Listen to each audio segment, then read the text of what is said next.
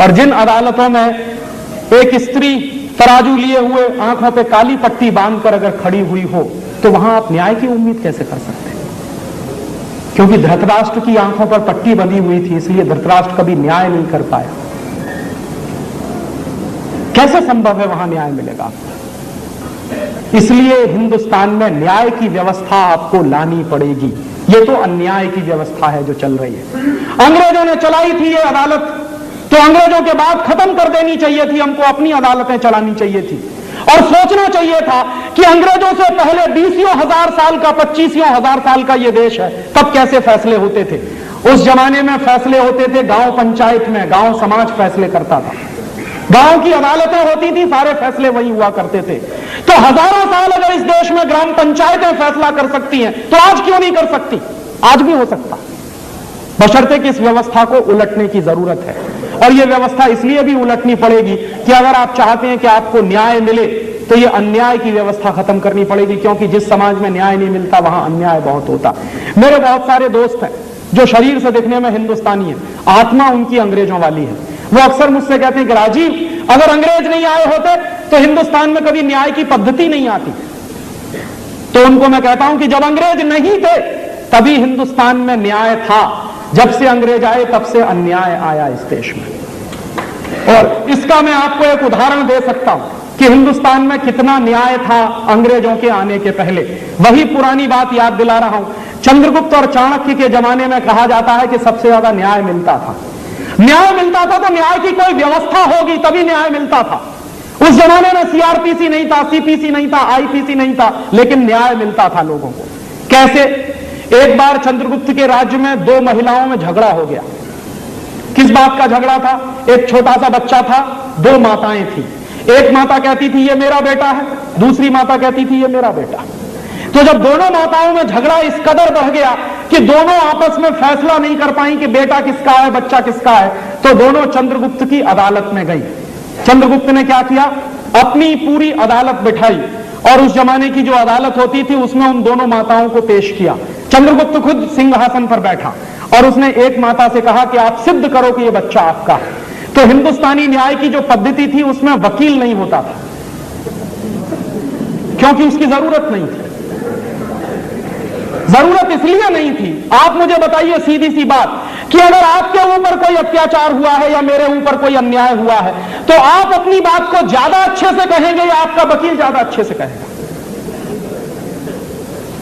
ये जो अंग्रेजियत की न्याय व्यवस्था है, इसमें क्या होता है कि पहले आप अपनी बात वकील को समझाइए, वकील फिर अदालत में समझाएगा। आप सीधे क्यों नहीं समझा सकते?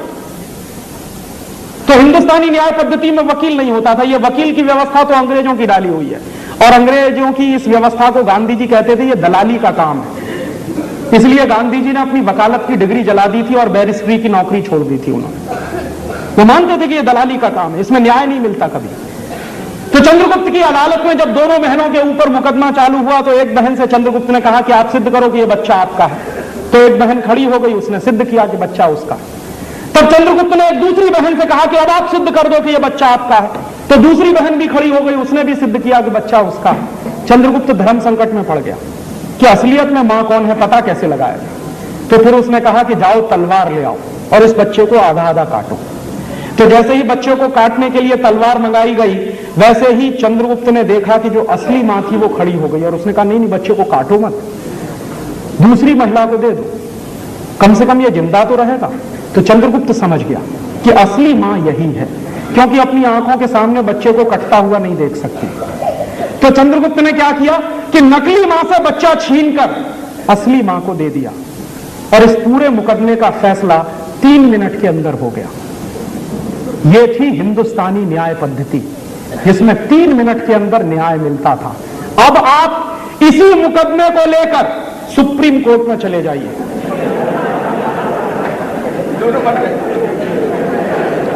और मैं आपसे कह सकता हूं कि कम से कम 20 साल लग जाएंगे और तय नहीं हो पाएगा कि कौन असली मां है और कौन नकली मां है। और हो सकता है दोनों माताएं मर जाएं, लेकिन मुकदमा चलता ही रहेगा, चलता ही रहेगा, चलता ही रहेगा।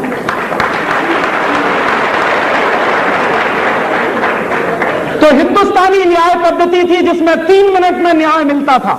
ये अंग्रेजियत की न्याय पद्धति है जिसमें वर्षों वर्षों मुकदमे चलते रहते हैं। और यही कारण है कि आज हिंदुस्तान की अदालतों में 4 करोड़ से ज्यादा मुकदमे लटके हुए हैं। 4 करोड़। आप जरा कल्पना करिए तो अंदर से रोंगटे खड़े हो जाते हैं। माने 4 करोड़ परिवार हिंदुस्तान में न्याय की आस में बैठे हुए हैं, पता नहीं कब न्याय मिलेगा उनको। हिंदुस्तान में मुश्किल से 15-16 करोड़ परिवार हैं और उन 15-16 करोड़ परिवारों में 4 करोड़ परिवार अगर न्याय की आस में बैठे हुए हैं तो ये कौन सी न्याय पद्धति है? माने 1/4 परिवार न्याय की तलाश में है, पता नहीं कब न्याय मिलेगा। इसलिए आपको ये बदलनी पड़ेगी पद्धति, और एक हिंदुस्तानी पद्धति आपको लानी ही पड़ेगी इस देश में। और हिंदुस्तानी पद्धति इसलिए लानी पड़ेगी कि हजारों साल वो पद्धति चलती रही और उसमें न्याय मिलता रहा। इतिहास में इस बात के प्रमाण है। हिंदुस्तान में एक से एक न्यायप्रिय राजा हुए हैं। तो जिस देश में न्यायप्रिय राजाओं की भरमार रही हो उस देश में न्याय पद्धति जरूर रही होगी। उसको तलाशने की जरूरत है, उसको खोजने की जरूरत है। हो सकता है वो उसी स्वरूप में आज लागू नहीं हो पाए तो थोड़ा हेरफेर करके, थोड़ा बदल के हम उसको लागू करा सकते हैं। इसलिए ये न्याय पद्धति भी बदलनी पड़ेगी। माने पूरी व्यवस्था आपको बदलनी है, जिसको हम कहते हैं अंग्रेजियत की व्यवस्था। तभी हमको सच्ची आजादी मिलेगी। अब तक हम क्या कर रहे हैं? व्यवस्था नहीं बदल रहे हैं, हम सत्ताएं बदल रहे हैं। एक पार्टी का राज आता है, दूसरे का आ जाता है, दूसरे का आता है, फिर तीसरे का आता है, तीसरे का आ जाता है, फिर चौथे का आ जाता है, फिर 5वें का आ जाता है। माने पार्टियों को हम बदल रहे हैं लेकिन व्यवस्था वही चल रही है। अब मैं आपसे यह कहने आया हूं कि पार्टियों को बदलने का काम बंद करिए, व्यवस्था बदलने का काम शुरू करिए। और इसको मैं एक मुहावरे के रूप में कहता हूं कि हम क्या कर रहे हैं? कार का ड्राइवर बदल रहे हैं, कार वही चल रही है जो अंग्रेजों के जमाने में चल रहा है। इसलिए अब इस कार को बदलिए। तो आप इन तर्कों में मत फंसिए जो राजनीतिक पार्टियां आपको फंसाना चाहती हैं। पार्टियों के तर्क क्या है? स्थिरता। तो पूछिए प्रश्न कि इस स्थिरता ने दिया क्या हमको 50 साल? वही अंग्रेजों की व्यवस्था। स्थिरता का माने क्या? अंग्रेजों की चलाई गई 250 साल पुरानी व्यवस्था आज भी चलते रहे, यही स्थिरता। स्थिरता का माने यह नहीं होता। हमको गंभीरता से सोचना चाहिए कि ये पार्टियां 50 साल से हमको बेवकूफ बना रही हैं और बेवकूफ बना बना के आपसे वोट ले जा रही हैं। अब तो इसमें परिवर्तन की बातें सोचिए। और परिवर्तन कैसे होता? परिवर्तन करने के लिए एक छोटा सा काम करना पड़ता है। जिन चीजों का आप परिवर्तन कराना चाहते हैं उन चीजों पर समाज में बहस करना शुरू कर दीजिए। हमारे देश में पता है क्या कहते हैं? भारतीय संस्कृति और परंपरा में यह कहा जाता है कि शब्द ब्रह्म है, इसलिए उसको समझकर बोलिए। माने क्या है? शब्द में बहुत शक्ति। तो अगर शब्द में शक्ति है और शब्द की शक्ति कितनी जबरदस्त होती है, इस देश में आपको 2 ही उदाहरण मैं दूं कि भगवान कृष्ण अर्जुन को उपदेश दे रहे गीता का। क्यों? क्योंकि गीता शुरू होने के पहले अर्जुन युद्ध लड़ने के लिए तैयार नहीं है, कायर है, कमजोर है, नपुंसक है और कह रहा है कि इन कौरवों को क्यों मारूं और कैसे मारूं, ये तो मेरे अपने भाई बांधव हैं। कृष्ण उसको समझा रहे हैं कि ये तुम्हारे भाई बांधव नहीं है, ये अधर्मी है, इन्होंने नाश किया है धर्म का, इसलिए इनको मारना तुम्हारा धर्म है। लेकिन अर्जुन हिम्मत नहीं कर रहा है, बाण नहीं चल रहा है उस पर। तो कृष्ण ने सुनाई है उसको गीता। गीता माने कुछ शब्द हैं जिनसे मिलकर बने हैं श्लोक। तो शब्दों का भंडार कृष्ण ने खोला है और उन शब्दों को सुन सुनकर अर्जुन इतना शक्तिशाली हुआ है कि फिर उसने बाण चलाए। माने शब्द से आदमी बदल जाता है। दूसरा एक उदाहरण दूं कि हिंदुस्तान में आपने तमाम राजाओं के बारे में सुना होगा जिनकी सेनाएं हार रही हैं, भाग रही हैं। राजाओं ने ललकारना शुरू कर दिया, भागती हुई सेनाएं रुक गई हैं और फिर जीता है युद्ध। ऐसे एक नहीं सैकड़ों उदाहरण है हिंदुस्तान में। तो शब्द हैं जिनको आप इस्तेमाल करना अगर सीख जाएं तो हिंदुस्तान में बड़े बड़े परिवर्तन हो जाते हैं। और सिर्फ हिंदुस्तान ही नहीं, दुनिया में बड़े बड़े परिवर्तन हो जाते हैं। फ्रांस में क्रांति हुई थी। फ्रांस की क्रांति हुई थी 3 शब्दों के आधार पर, इक्वालिटी, फ्रेटर्निटी। ये जो इक्वालिटी और फ्रेटर्निटी क्या है? ये 2 शब्द हैं। इन्हीं दोनों शब्दों ने पूरे फ्रांस की व्यवस्था को बदल दिया था। दुनिया में किसी भी देश में आप जाइए, इतिहास उठाकर पढ़िए, हर उस देश की व्यवस्था बदल जाती है जिस देश में लोग शब्दों का इस्तेमाल करना सीख जाते हैं।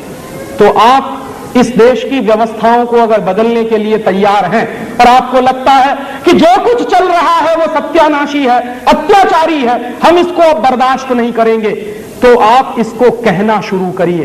कहने में बहुत शक्ति होती है और आप ये कहने की शक्ति के उदाहरण देखिए। मान लीजिए आपके घर में आग लगी और आग लगी है तो आप चिल्लाते हैं, घर के बाहर खड़े हो जाते हैं, मोहल्ले में खड़े होकर चिल्लाते हैं मेरे घर में आग लगी है, आग लगी है, आग लगी है। पूरा मोहल्ला इकट्ठा हो जाता है और पूरा मोहल्ला जब इकट्ठा हो जाता है तो हर व्यक्ति अपनी पूरी ताकत लगा के उस आग को बुझाने की कोशिश करता। किसी के पास बाल्टी होती है, बाल्टी से पानी डालता, किसी के पास लोटा होता है, वो लोटे से पानी डालता, किसी के पास कुछ नहीं होता तो पूरे गांव में घूम घूम कर चिल्लाता है कि आग लगी है, आग लगी है, आग लगी है। आज हमारे देश में वही अंग्रेजियत की आग लगी है। हमको ये चिल्लाना शुरू करना पड़ेगा, कम से कम इसको चिल्लाना शुरू करिए और इसके चिल्लाने में बहुत शक्ति निकलेगी। आप कहना शुरू करिए कि यह अंग्रेजियत की व्यवस्था क्यों चल रही है 50 साल से। एक साधारण सा वाक्य बोलना शुरू कर दीजिए अपने जीवन में। हर एक दूसरे से पूछिए कि 50 साल से अंग्रेजों की व्यवस्था क्यों चल रही है, 250 साल पुराने कानून क्यों चल रहे हैं, वही कानून क्यों चल रहे हैं जो अंग्रेजों ने बनाए थे। ये बातें जब घूमने लगेंगी पूरे भारतीय परिवेश में तो इन बातों में से शक्ति पैदा होगी और वही शक्ति व्यवस्था परिवर्तन के काम में आएगी।